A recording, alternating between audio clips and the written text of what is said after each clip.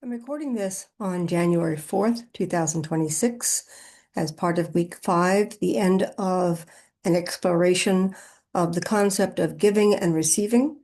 And I found this concept in so many lectures that I just called it a compilation. So I'm just going to go over a few of the ideas that I collected for week 5 that I put under the title of Planetary Mutuality.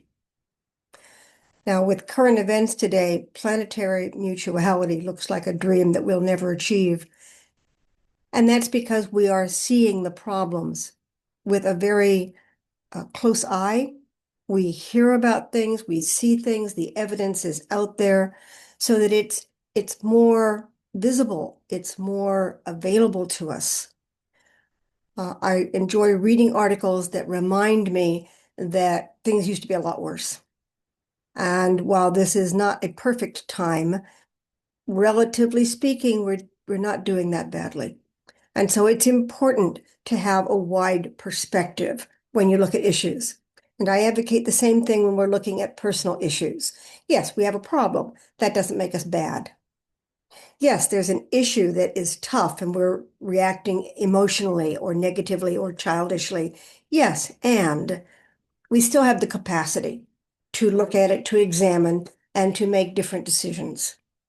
And the idea is to draw on the positive to assist us in dealing with negative manifestations.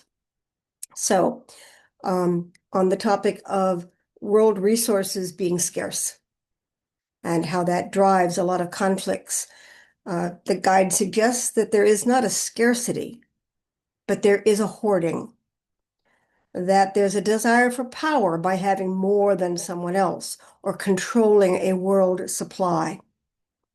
That is part of the humanity's child consciousness, civilization's child consciousness that we have not outgrown.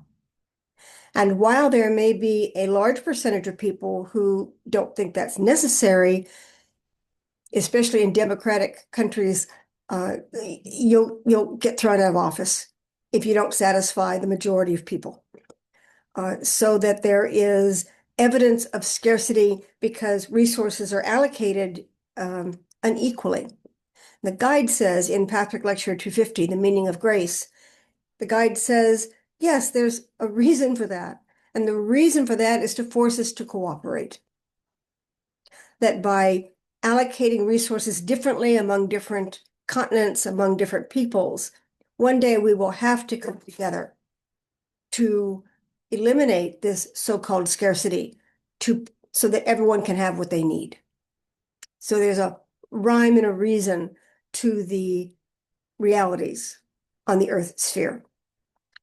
That there is unlimited abundance once we decide to share. This comes from Transition to Positive Intentionality, Patrick Lecture 198. And that is the reality that if we share, everybody will have enough. Now, enough may be less than we want. And so this is where the discrepancy comes in. I want enough to make me feel safe. I want enough to make me feel like I have an advantage. I want enough so that I don't have to worry about it anymore. I like to tease about technical, practical matters. Imagine that we had that attitude about our breath. Well, I have to breathe to live, and I have to breathe all the time, and we might run out of air. So how can I storehouse air? Well, I'll put tanks of oxygen in my home in case the world runs out of air, and then I will have plenty. Well, if the world runs out of air, we're kind of in trouble as a race, first of all. And secondly, the idea is that that so-called threat, if it were real, that so-called threat is designed to bring up my very desire. I will have mine even if you don't have yours, to bring out that negativity. So the different scenarios are intended to force us to face false beliefs, misconceptions, and distortions. That the great enemy is fear. This particular quote was from Finding True Abundance, Patrick Lecture 130. Many times in the lectures, the guide says the number one problem on the planet is fear. It's the number one addiction. It's the great enemy. But there are things to be afraid of. Yes, there are. There are many things that inspire many different feelings and responses. But when fear drives us, fear always reduces things to a life-death choice. Fear doesn't want to argue with us. Fear wants a sure thing. So fear will convince us that this is the only way, the so-called best way, that without this, we are open to interpretation, we're open to interference, we're open to renegotiation, as if any of those is necessarily bad. Fear wants absolute, and technically, absolute is death. It doesn't trust organic life, and it wants to eliminate it. So that's the ultimate goal of fear. And if we follow that path, we will eventually die from it. There's a vicious circle that creates a cycle of poverty consciousness. This is again from Patrick Lecture 250, The Meaning of Grace, that poverty consciousness is a holding on because there won't be enough, so I must hold what I have. When we hold on, it prevents receiving, it barricades receiving. When we barricade the feeling of receiving, we may interpret that as nobody's giving. Well, if no one's giving and there's nothing to get, then they'll try to get from me. I need to hold on tighter. You can see how this is an ever-tightening circle. Poverty consciousness.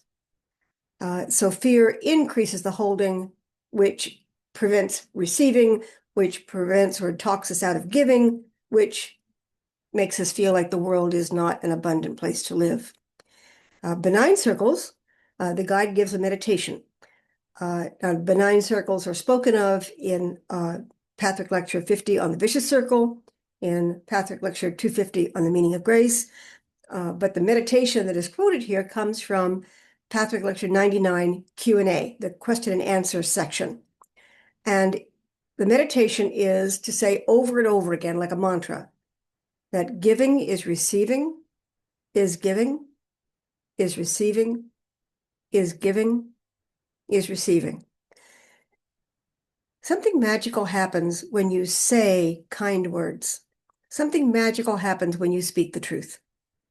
There's a recognition that goes on that bypasses the mind when it's simple and direct. And so the guide's meditations are very often very simple, very direct. And this one is very mantra-ish in its cyclicality. Give it a try, see what happens. On my website, there's actually a section of the guide speaking this from the original recording, reel-to-reel tape recording. This small section on this mantra, interesting to listen to. And then from Patrick Lecture 252 on privacy and secrecy, I find it interesting to hear the guide's distinction between the two. Secrecy is when we're hiding something because we know something's wrong. It's not benign.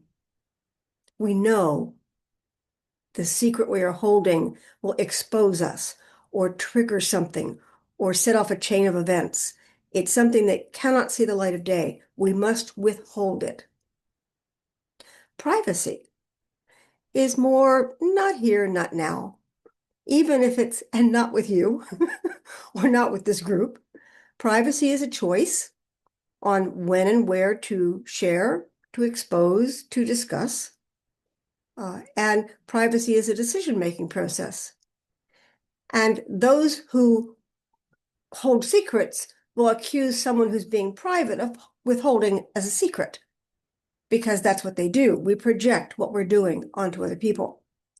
And people who wish to be private and people want that information and they feel it being pulled out of them may often convert their desire for privacy into the idea that it must be held as a secret.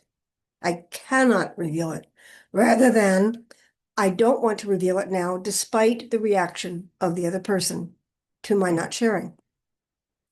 And then finally, there was in the question and answer section of Patrick Lecture 59, a Q&A, there were questions about the population explosion. That's just another version of there isn't enough room, there's not enough food, there's not enough apartment houses, there's not enough air conditioning. There is enough room. The guide got very specific in some of these questions and answers that we could hold 10 times the population, but we would have to share. And we would have to make sure that everyone was provided for, or they, in their scarcity, might attack to grab the resources that they would feel were being withheld. So there's a place where we create wars by our reluctance to be generous, by our belief in scarcity, and by our fear of not having enough.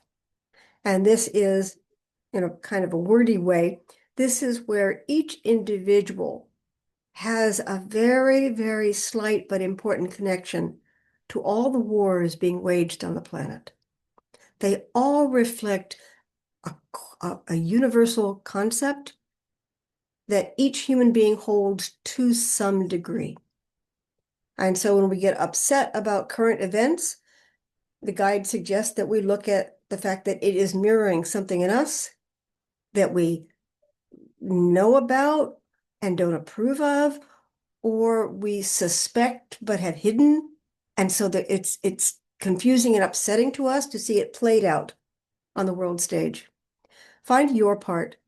Find where you contribute to that attitude, to that belief system, to that small domino effect that increases fear in the world. And see if you can instead increase a sense of generosity of spirit, a belief that there will be enough, even if there are hard times, and to act with love instead of defense. And then notice what happens. My experience is that life changes around me, even though I didn't technically do anything to other people.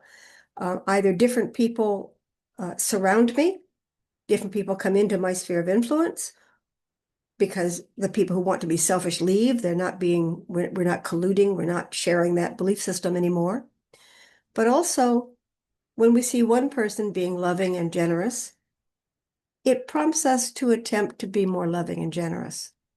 So don't diminish what you can do.